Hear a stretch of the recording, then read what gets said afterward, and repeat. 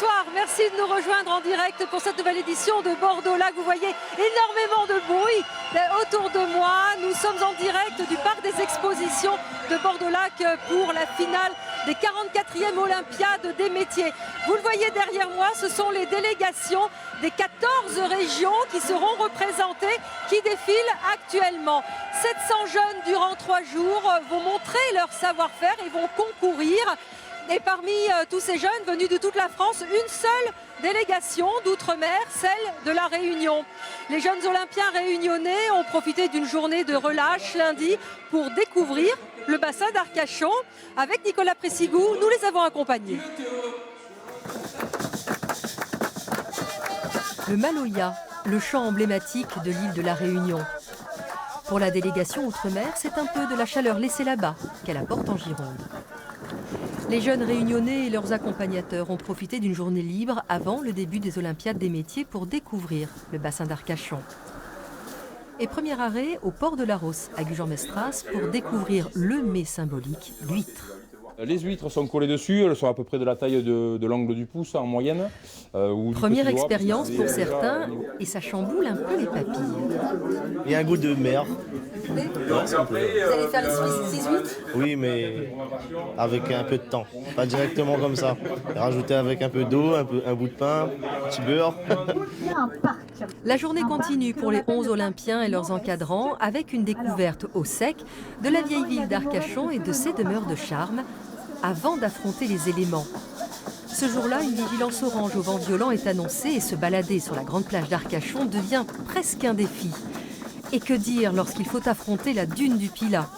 Une journée comme celle-ci est bénéfique pour tout le groupe, tant physiquement que mentalement. Des challenges comme monter sur la dune, s'entraider. Après, bon, il y en a certains qui sont amusés à se repousser, etc. Mais en tout cas, dans tous les cas, c'était un objectif assez ludique. Non, mais c'est plaisant, monter avec le vent. Ça rajoute quelque chose en plus.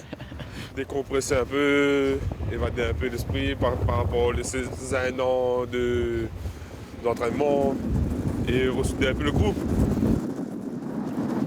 Affronter la tempête de sable était à la fois un jeu et une épreuve avant de se mesurer à celle des Olympiades des métiers durant 3 jours. Retour ici en direct au parc des expositions. Je suis avec Michel Guizambert, le président de World Ski France qui organise ces Olympiades. À quoi servent ces Olympiades? Écoutez, c'est un véritable aspirateur de talent.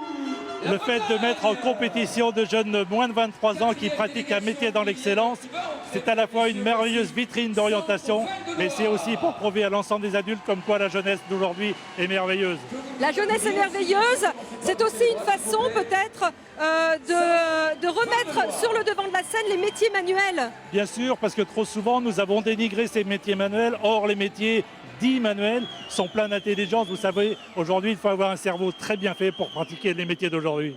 Alors, au-delà de la satisfaction de remporter une médaille, et c'est ce qu'on souhaite à beaucoup de jeunes ici, à quoi est-ce que ça leur sert? Qu'est-ce que ça leur apporte derrière? Et le fait de mettre sur un CV le fait qu'on ait participé à une finale nationale des Olympiades des métiers ou, encore mieux, à une finale internationale, croyez bien que ces jeunes sont recherchés sur le plan de la planète aujourd'hui. Vous savez, il y a des jeunes qu'on vient chercher en France pour pratiquer leur métier dans le monde.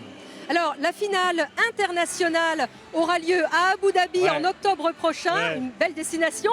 Est-ce que la France a des chances? Est-ce qu'elle a déjà été primée? Oui, bien sûr, la France est sur le plan mondial entre 6e et 8e rang. Donc non, nous sommes bien et nous sommes notamment bien placés dans les métiers du bâtiment et dans les métiers de service. Et j'espère que demain, nous serons aussi bons aussi dans les métiers de l'industrie. On leur souhaite énormément de chance. Alors, durant ces 3 jours, les 700 jeunes ici vont subir une énorme pression, tant morale que physique. Et vous allez le voir, Guillaume Dequet et Candice Olivari ont suivi les jeunes Girondins durant leur préparation au Crêpes de Talence près de Bordeaux. 1, 2, 3, allez! Ils ont 6 minutes pour parcourir la distance la plus longue possible. Sur la piste, pâtissiers, maçons, bijoutiers ou designers en lice pour la finale nationale des Olympiades des métiers. Vous pouvez le voir, quel que soit le rythme où ils y sont, vous voyez qu'ils sont tous en train de se dépasser.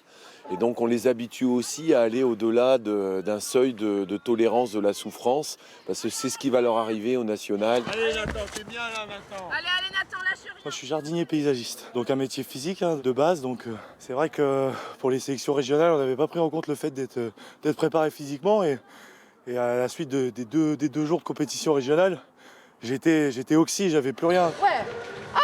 Chacun concourra individuellement, par catégorie, mais tous risquent de passer par le doute ou le découragement. Ce sera alors au groupe qui est en train de se former de l'aider à se relancer dans la course. Ça nous permet d'avoir plus de soutien, en plus de la famille et des amis, donc c'est important, c'est une vraie équipe. Essayez de lisser votre front à chaque respiration.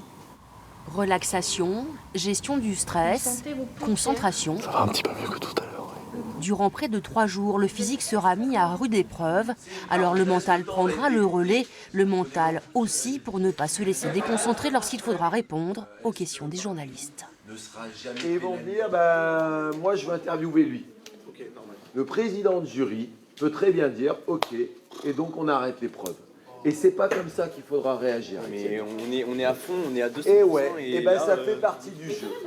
Exercice de simulation à l'appui, il leur reste un mois pour se préparer. C'est la fin de cette édition locale. Merci Michel Guisambert. On souhaite à tous ces jeunes beaucoup de réussite, de nous représenter avec fierté à Abu Dhabi. Vous voyez, les délégations sont en train de défiler derrière nous. On se quitte en musique comme tous les soirs avec du jazz ce soir et avec le Laura Filipacci Jazz Festival au Caillou du Jardin Botanique de Bordeaux. Très bonne soirée.